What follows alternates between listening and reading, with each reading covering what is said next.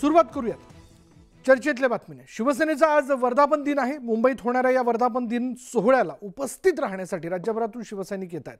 नाशिकमधून देखील शिवसैनिक मुंबईकडे निघालेले आहेत आणि त्यामुळे दोन्हीकडचा हा वर्धापन दिन कशा पद्धतीने पार पडतोय, गेल्या लोकसभा निवडणुकीचा निकाल लक्षात घेता महाविकास आघाडीने त्यातल्या त्यात उबाटा गटाने जोरदार सरशी यामध्ये घेतली होती। नाशिकमध्ये उबाटा गटाचा खासदार निवडून आला आणि त्यानंतर आता आपण बघतोय की नाशिकमधून कार्यकर्ते मोठ्या संख्येने मुंबईच्या दिशेने निघाले।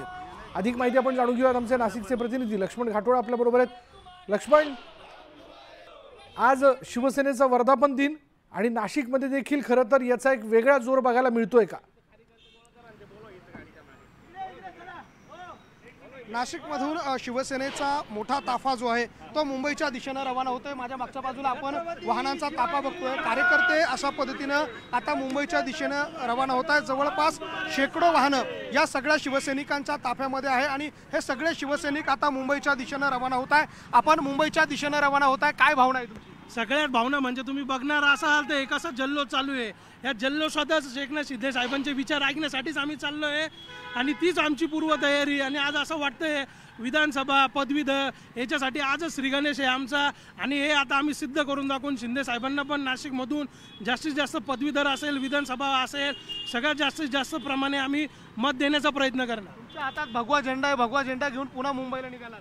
आज पुन्हा बाळासाहेबांचे विचार माननीय एकनाथ शिंदे साहेबांच्या मुखातून ऐकण्यासाठी आम्ही सर्व शिवसैनिक मोठ्या जोमाने जोशाने आणि आम्हाला या लोकसभेमध्ये पराभव झालेला वचपा करण्यासाठी त्यांचे विचार ऐकण्यासाठी आम्ही मुंबईला निघालो आहोत।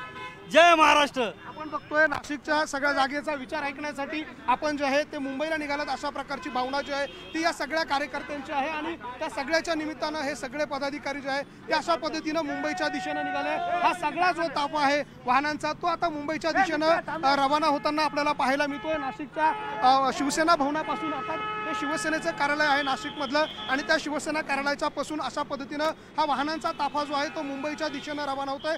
जवळपास 200 ते 300 वाहनं नाशिक मध्य विधानसभा मतदारसंघातून आहे, तर नाशिक पश्चिम, पूर्व आणि सिडको अशा वेगवेगळ्या भागातून जवळपास 1000हून अधिक वाहनं जी आहे ती आता मुंबईच्या दिशेनं एकनाथ शिंदे यांचे विचार ऐकण्यासाठी हे सगळे एकनाथ शिंदे यांच्या शिवसेनेचे कार्यकर्ते पदाधिकारी जे आहे ते अशा पद्धतीनं मुंबईच्या दिशेनं रवाना होत आहे। एका कार्यकर्त्यांनी बोलताना सांगितलं की नाशिकमध्ये आमचा झालेला जो पराभव आहे त्याचा वचपा विधानसभेला आम्ही काढू आणि त्याच ज्वलंत विचार ऐकण्यासाठी आज आम्ही मुंबईला जातोय आणि तोच विचार घेऊन आज पुन्हा मुंबईवरून नाशिकला येणार आहोत, अशा प्रकारची भावना या सगळ्या कार्यकर्त्यांनी व्यक्त केली आहे। आणि अशा पद्धतीने हा सगळा वाहनांचा ताफा जो आहे तो आता मुंबईच्या दिशेने रवाना होताना आपल्याला पाहायला मिळतोय। एक उत्साहाचं वातावरण या सगळ्या शिवसैनिकांमध्ये असल्याचं विशाल आपल्याला पाहायला मिळतंय।